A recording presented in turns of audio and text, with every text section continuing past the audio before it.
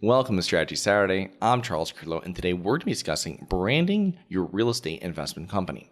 So this is a question that I get often from new investors that want to set up their own company, but they don't know the steps to take. And when you're starting a real estate investment company, normally you will set up a brand-specific LLC or corporation that does not hold any assets, but acts as just your real estate investing brand.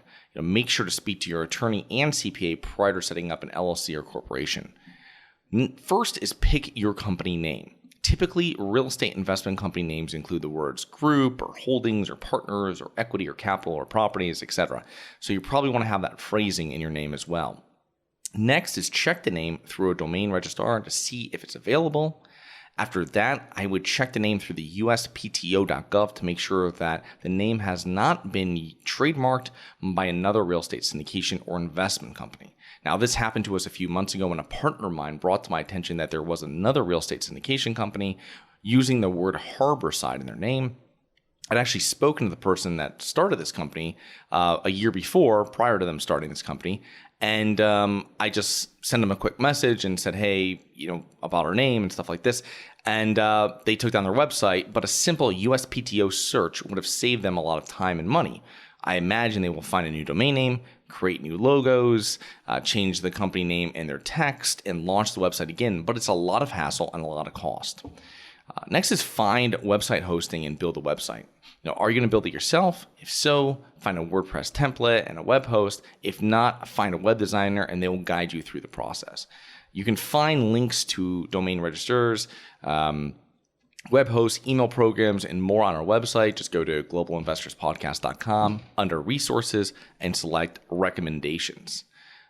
Next is creating a logo. If you have a web designer, they will assist you with this. But if not, go into Fiverr and have a logo designed. Get the logo in all different sizes so that you can use it on many different platforms and mediums.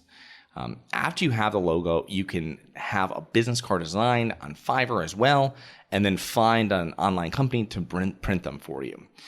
We also use Sitch cards, SITCH.cards for virtual business cards that makes a QR code that you can easily share with others and sends them to a website that gives them a pop-up to add you as a contact along with all your other contact information and links. So on my phone, I have a picture of this. If someone's asking for my information, I literally just put my phone out.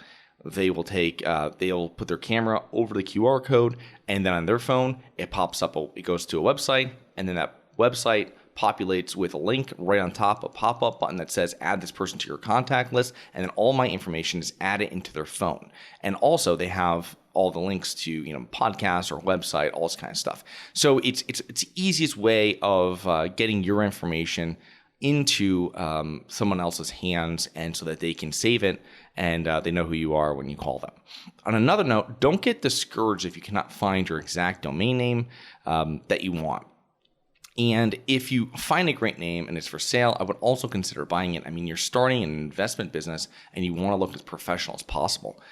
In regards to the website, start with just a few pages and then add pages and content as you go. There's no need to launch with dozens of pages from the beginning with all these articles and all this automations and all this stuff. It's not required. Just get your website up. It shows you as a brochure for you and your business when you're speaking to investors, potential investors, when you're speaking to brokers, so people know who you are, you're a real business, and you're in business to buy property.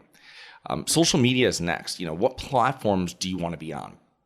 Where do you want to post and create reach? LinkedIn is a must, and so is YouTube. I would also add Facebook and Instagram to that. So I hope you had enjoyed. Please remember to rate, review, subscribe, submit comments and potential show topics at globalinvestorspodcast.com. Look forward to 2 more episodes next week. See you then.